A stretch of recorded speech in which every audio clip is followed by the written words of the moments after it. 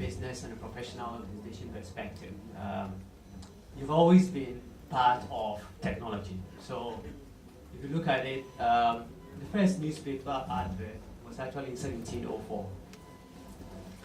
That newspaper advert actually supported and funded technology and media in that direction. The first TV advert was in the 1940s, and it was by brands and marketing businesses, marketing-focused businesses. So typically, they were sponsoring soap operas, and those soap operas were soap-powdered businesses that were supporting those soap operas. So that's how the name soap opera became very popular. And so you've always been part of this as a result of a combination of new changes that technology has brought to the way we already are as human beings. So as a matter of fact, it's not technology that shapes us, but we shape technology at the factory. And so we had assembly plants, and that is the Industrial Revolution. The first printing press took our hands scribing or writing with freehand to printing, and empowered education, enlightenment, religious advancement, and so on and so forth. So the Bible was first printed instead of the scrolls being written with hand, and it made it more available for others, and so on and so forth. So hold that thought, and let's go on to how Ghana beyond aid must be perceived. So if Ghana must be beyond aid, Ghana must mean business. I think we all know about it. Now, business cannot any longer be local alone because of the availability of technology, and for that matter, digital technology. So if business must not be local alone, then it means that business must go global. So the difference and the gap between local and global in terms of business advancement is technology. It's the technology that bridges that gap between local and global. Now, international business have always in the past talked about comparative advantage, right? Now we talk about competitive advantage. So you do not compete alone at a local level, you compete at a global level. The only way you can compete and succeed and survive and excel is to bring in technology, not only as an enabler, but as one that makes you exceed your own capacity, whether as a human being or as a geographical destination, as Ghana, or a market like Ghana, or a business like brand A or brand B. So it's important that as we pursue the agenda or the big idea of Ghana beyond aid, pretty much like what we do when we're doing marketing strategy or media strategy, big idea, thought leader, how do we bring it to life in, say, a channel or two? So how do we bring Ghana beyond aid to life? There are three areas I'm very passionate about: health, education, jobs. In the world today, it's becoming more and more possible to keep populations more healthy, for people to live longer because of artificial intelligence. So AIs diagnose breast cancers better and faster by far than doctors, human doctors. So there are apps on our phone right now, and there are wearables we wear from all, I don't want to promote any of them, for all the technology companies that track our health. One of them is actually piloting one in the US, and the FDA approval is being sought. They can measure your electrocardiogram, ECG, from just wearing it. And so there are possibilities of keeping your population healthy more than ever before. So we grapple with infrastructure in this country, distribution of health professionals, the lack of them, and the equal distribution thereof. Technology can come into the equation and be a leveler, so that the difference between the poor person in the northernmost part of our country and the person who is in Accra at Ridge or cantonments is closed because of technology. There are apps that can diagnose skin cancer or skin lesions. Just take a picture. There are apps that can actually diagnose disease by just infrared or rays and inputting data in them today. So education. Today we live in an open source world, and data science and artificial intelligence is driving a lot of growth in many developed economies. Now, because these things are free, the only barrier that tends to block us from knowing and learning and having the same skill sets as the people in the developing economies or developed economies as people in the developing economies is the lack of access to the highway, the super highway, www, the internet. So as a matter of fact, today we're in a post-digital world. We're not now going into a digital world.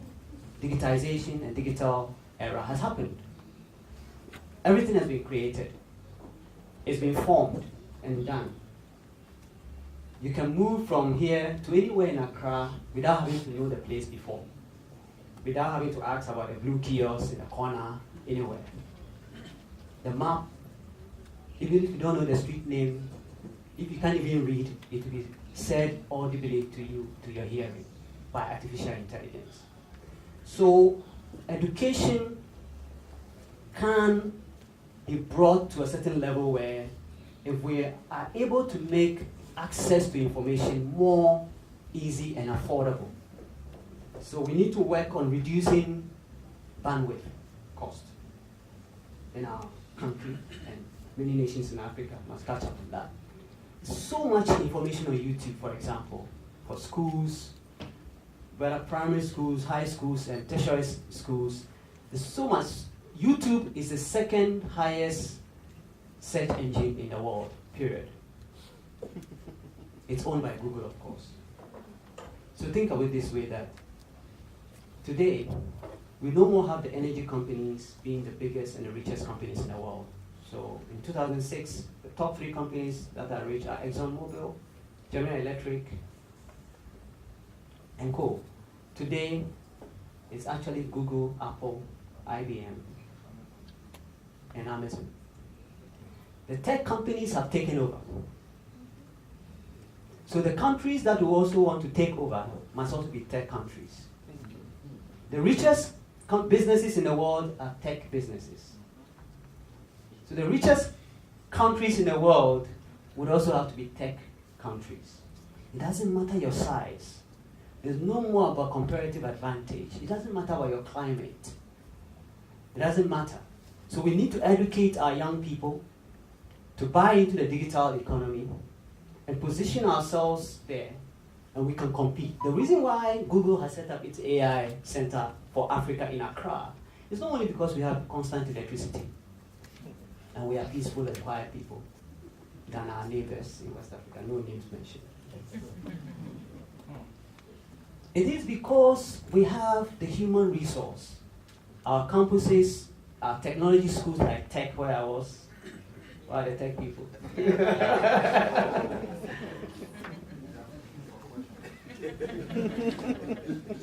The guys at Ashesi, the engineering school, the computer school, the robotics lab, and the like. There are many talented young people in technological advancement in Ghana. So the ecosystem is so right for Google to set up their AI Center for Africa in Accra. So let's move to jobs. It's a big deal. As an entrepreneur and a leader in a business, every week I get a couple of emails, well written, and quite personalized, as if they knew me, looking for jobs. Not only from Ghana, but from all over the world. I just got one yesterday talking about somebody who wants to relocate to Nairobi or Accra from outside of Africa. Last week I got one from New York, from a young Ghanaian lady who is coming to Ghana to get married, and she wants a job to move back to Ghana for. There are many young, talented people who are looking for jobs every day in our world. The unemployment rate in South Africa today is about 20%. And it is not funny that we live in a world like this today and we cannot employ people. So the gap there can be bridged by technology and digitization again. So India brought themselves to the fore by positioning themselves as a service hub. So the voice, the call centers processing health insurance from the US, for example, started it all off over a decade ago. In the process, software development, IT education, STEM education as we call it, became India's way of breaking through. Today, India gives Ghana aid. India decided that they will move from getting aid to be a donor nation. So these three areas I've mentioned are the areas that we collect donor funding for the most, right? Health, education, jobs. That's where we always ask for the most help. But if we are able to take advantage of the things we have already, the young people who are young and vibrant and intelligent, Ghana continues to be one of the most attractive destinations for even the West Africa sub-region when it comes to coming to higher education. And we have our track record all the way to the UN. We've always filled our quota and exceeded our quota at the UN. So we are very smart people. We are not harnessing our people enough because we are not using technology to tap their potential enough. So I think that if we look at the whole frame, Ghana Beyond Aid is so possible. The raw material, just like data, is available. The processing speed is available. The price level is not too high. You can afford it. You can afford a smartphone today at $100 and probably lower with the help of the Far East manufacturing companies. No names mentioned. So folks, no plenty talk. Let's just do it. Thank you. Thank you very much. Let's learn together. Thank you very much. Ghana Beyond Aid poises the country towards innovativeness. Ghana Beyond Aid suggests excellence.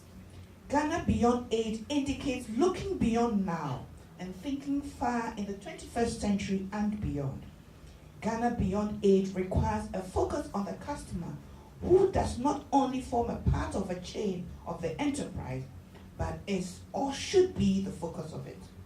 And I quote from Salesforce, any company that clearly understands the needs of customers and methodically focuses on how to meet those needs quickly stands out from the competition. With this quote in mind, it is clear that customer relationship needs to be managed at the enterprise level and consequently at the country level. You would agree with me that enterprise is a microcosm of the national. So customer relationship management is a phrase that describes how a business interacts with its customers. Most people think of CRM as a system to capture information about our customers, and that is true. However, that is only part of the picture. CRM involves the use of technology to gather intelligence, as aptly described, needed to provide support and services to customers of an enterprise. But CRM is also about what you do with the information gathered to be in a better position to meet the needs of your existing and also identify new customers. And this results in more business and ultimately higher profit for your enterprise. After several scholars have made their views known, we can adopt this definition of CRM, and I quote, customer relationship management is a comprehensive strategy, a process of acquiring, 1, 2, retaining, and 3, partnering with selective customers to create superior value for the company and the customer. It involves the integration of marketing, sales, customer service, and supply chain functions of the organization to achieve greater effectiveness in delivering customer value. All this plenty definition, what it's just saying is that make the customer the center of your business. And I've been touting this idea for a long time. It is only now that enterprises are beginning to get it. As I was driving here, I was just thinking, and my apologies to the banking industry that have had issues. But I was thinking that if we really knew our customers, we wouldn't have a run for the bank. Because you're going to call your relationship manager and ask them what's going on. And I've had the benefit of meeting some of the most excellent relationship managers. They know what you need, they know what is required of you. And in fact, coming here, see me wearing this straption, which I'm not sure what I'm doing with it. I left my glasses and I said, how am I going to cope? But I usually don't panic. Then I called my eye care provider. I said, I need a magician. So what do you need? I said, I need a traption. And they delivered it here. That is customer relationship management. And it doesn't need rocket science. It doesn't need even education, for want of a thought, but it's just what it is. And so CRM answers two questions. One, who are my customers? And how can I serve them better? And you know, we think we know our customers. I get distressed when I go to any organization, be it retail, financial service, or whatever, hospital, and find that the people still just don't get it. Who is your customer? It's the customer who makes payday possible. I know you heard that 100 times, but please let it sit. If we don't get to know who our customers are, we will struggle. Who is your customer is not a KYC that is required as a way of doing things. I'm talking about not because you know where they live, because the person who brought me this traption doesn't know where I live. So what we are talking about is that CRM is about making each and every customer feel like they are on a one-to-one relationship with the service provider. Effective CRM gives you the opportunity to show your customer that one, you know and recognize them. Two, that you understand them. Three, you care about their needs, their cares and their concerns. Four, you want to deliver services and products they need the most, and you appreciate their business. Customer relationship cycle starts with one, identifying the customer, knowing their needs and meeting those needs at every touch point. Because we've been told that there are different touch points. So it's nice when the one-on-one works well, but what happens when I go to your site? And you see, we are all tempted to use all the various channels available. But when you can't manage it, it's a disaster. Because if I get a nice access when I meet you face to face, and I go to your website and boom, there's nothing there, then it means you know you haven't met me at that point.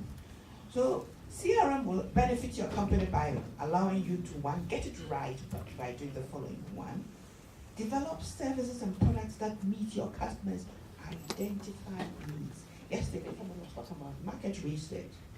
So what have you identified as the needs of your customers? And I know many entrepreneurs who are really good at identifying the needs without using any complicated software. But you need to identify those needs. There's a shop, corner shop in my neighborhood.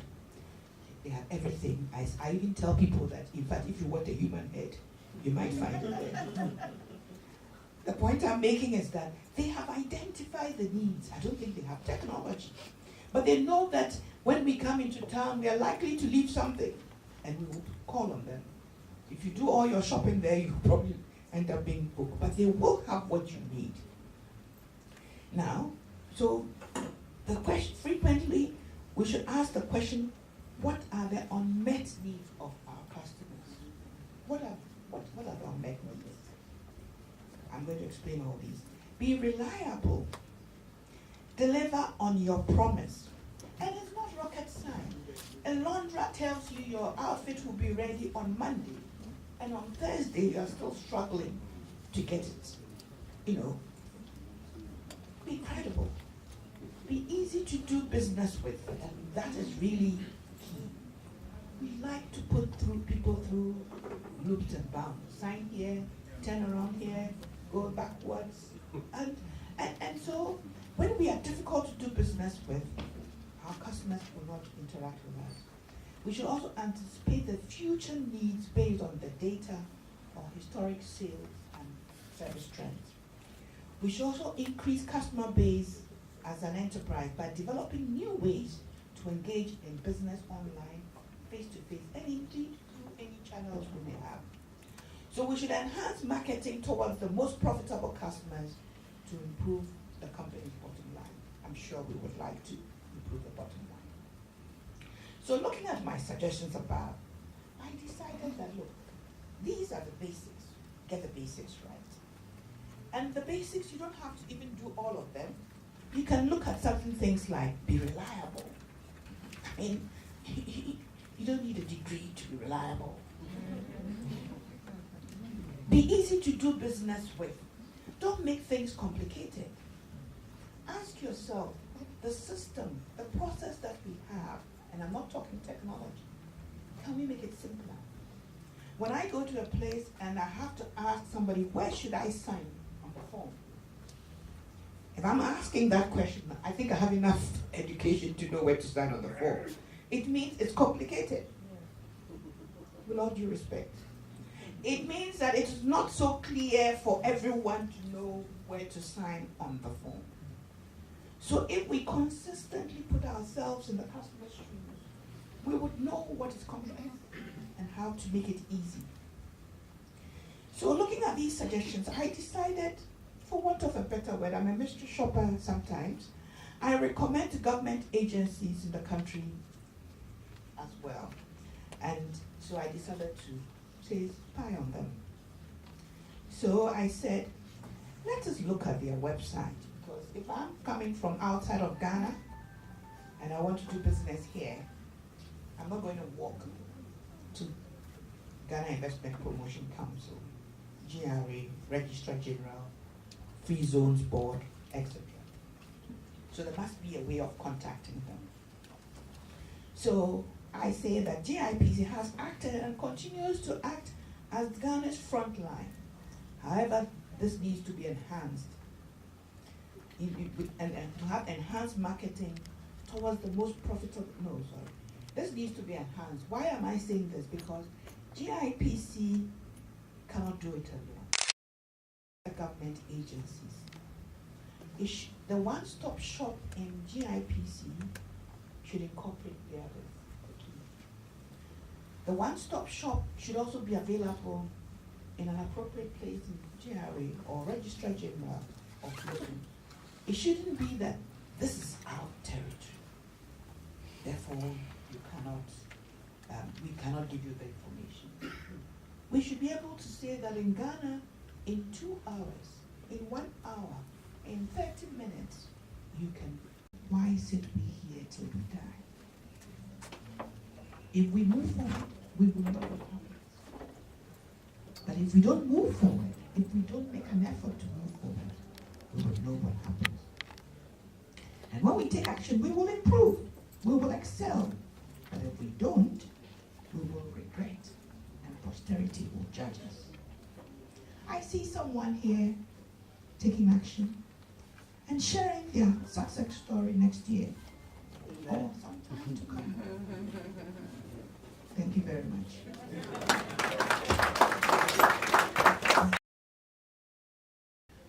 My task today is to share how, in my view, channel marketing or channel development can enhance the agenda of Ghana Beyond Aid. And I want to lay a little foundation. Competition today is extremely rife and it's tough. And for those of you who are in the trenches, like me, I know you feel it.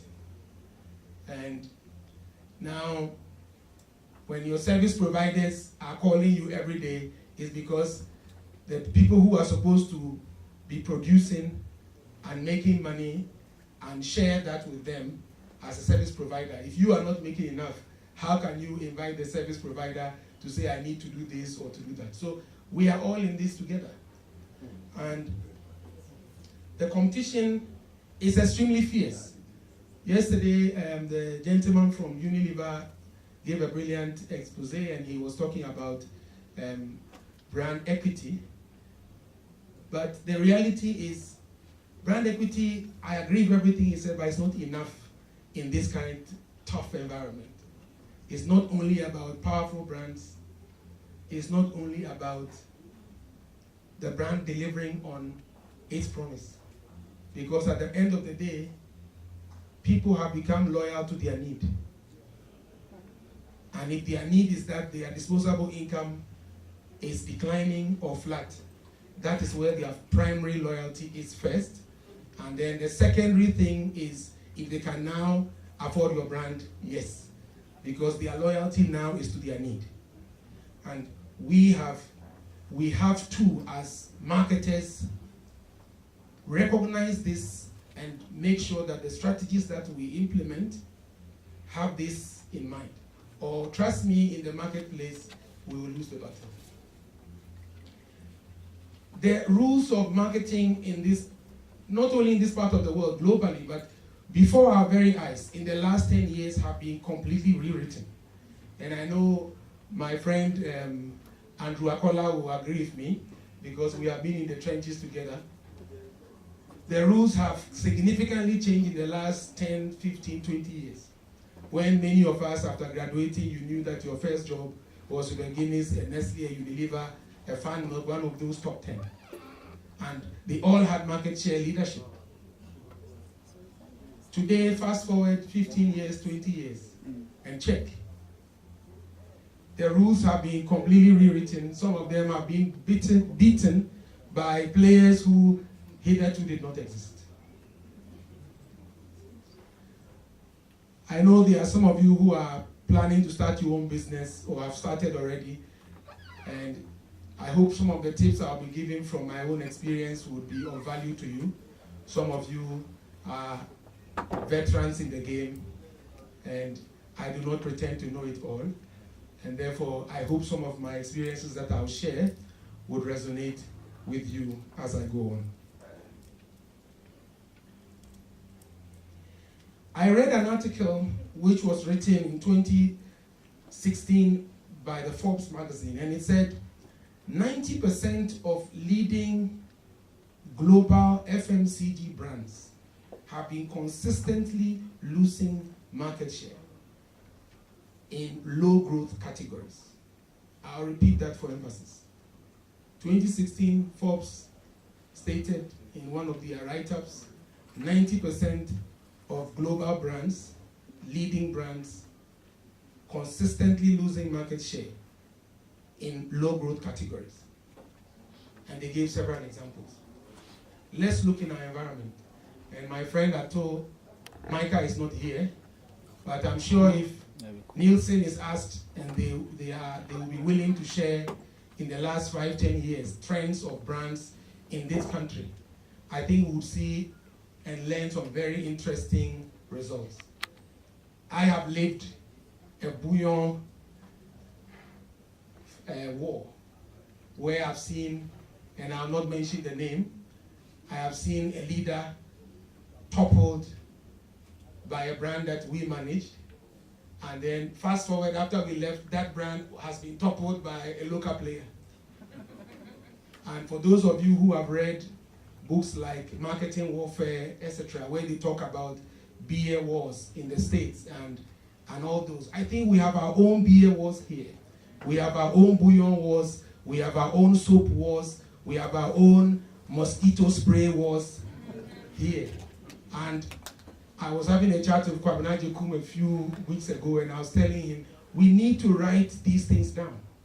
Because these wars need to be written for the young generation who are coming to learn. That some of the mistakes that were made, and yesterday I was sitting by a lady who works in that company who, once upon a time, they lost leadership in bouillon, and I was having a joke at her. And we need to document these things for the young generation to know that what did it take for some brands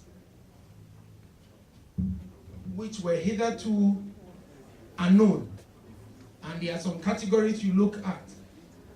The mosquito spray category, for example, where some people have been rooted and turned upside down. It is just the reality in which we live. And you would ask, why is all this happening? Because technology, for example, has become very cheap. When we were young, I'm sure many of you would not have a local player bottle Sobolo, for example. Today, everybody can have a bottling machine in his backyard. Is that not correct? So that in itself enables everybody to come into the play. I've talked about flat and reducing disposable incomes, and the fact that consumers today are, and I'm quoting Nielsen, they are loyal to their need first, and then to something else. Of course, if you are marketing a brand which is to SEC consumers who earn above 10,000 cedis or more, then of course, if you are selling a brand which is within their reach, and that at this point in time, affordability is not your biggest thing. So there you can talk about loyalty. But if you are marketing a brand like Baso to maybe CD consumers, and you don't consider the fact that those consumers today in Kwame Nkrumah's Ghana are loyal to their need, you're making the mistake of your life if you plan your marketing strategy without this knowledge. Loyalty, we say, is no longer a virtue. And back in the day when many of us left university and you got a job with a blue chip multinational company, it was like, I have arrived. You are stuck. You are happy because you are not in a hurry to go anywhere. Fast forward today, that loyalty is no longer a virtue. Why will you say that? Because today, people actually tease people and say, you've been here for 5 years, you have nowhere to go. Is that not correct? A job for life is no longer a virtue. And as this has now permeated the whole society, it has even affected marriage relationships, has it not? Back in the day, if you were married, everybody assumed you were going to stay married until death do you part. Is that not correct? But today, when people divorce or separate, etc., it's no longer a big deal. And that is the reality we live. And once this has become ingrained in our society, why should somebody bother about loyalty to a brand? Because even the biggest deals in life, it's no longer fashionable to be loyal to your partner, to be loyal to your job. So why should I be loyal to my bar of soap? Or to be loyal to my perfume? Or to be loyal to the brand of car I drive? So the stakes have changed. And for marketers like us, we need to understand that these changes in trends, how do we react towards these things? And there are several others. I can go on and on, like convenience, health consciousness, etc., etc. And we need to mention as well gray and parallel imports. For many brands who are authentic, multinational brands, now they are even being cannibalized by themselves. The same brand, same manufacturer, same source from Asia, from Europe, because it's on everyday low price. Or buy one, get one free. Or sometimes buy one, get two free. So you go to a supermarket, your same brand is there, you are selling it 30% less. Same brand, the only difference is a barcode or some code that you know this does not come from you. And so the stakes have significantly changed. And for which reason, those of us who are in channel marketing or channel management and marketers generally, we really need to change the way we approach the business that we do.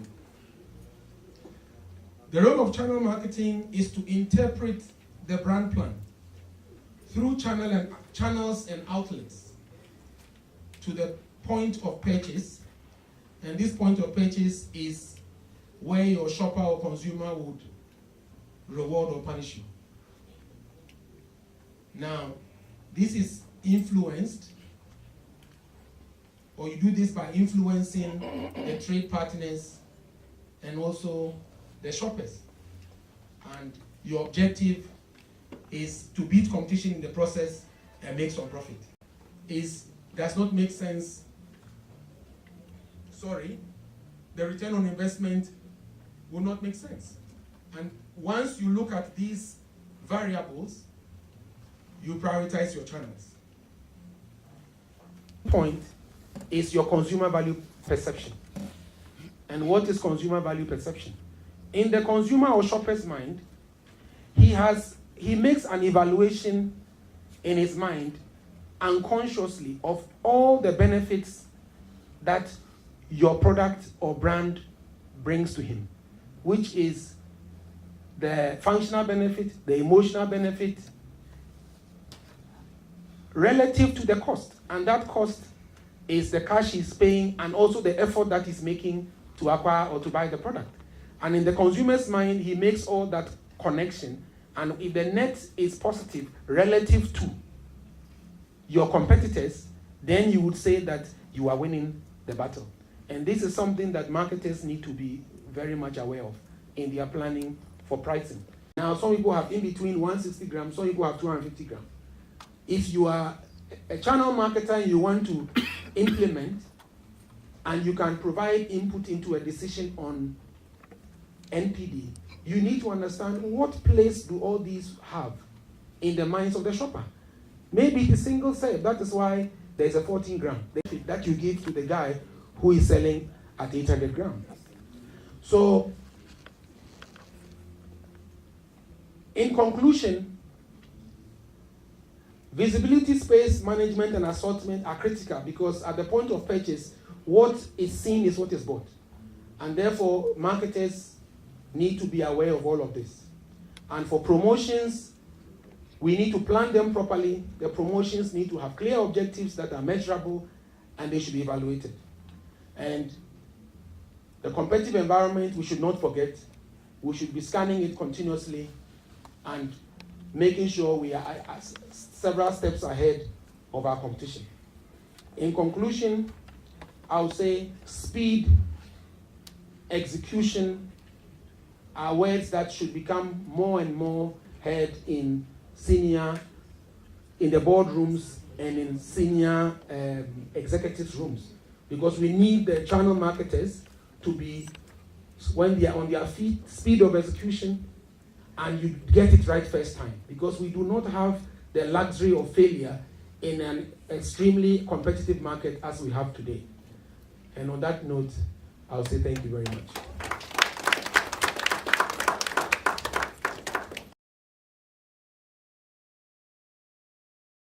With respect to your presentation on customer relation management, we've seen that the various ministries and departments are critical in implementing government agenda.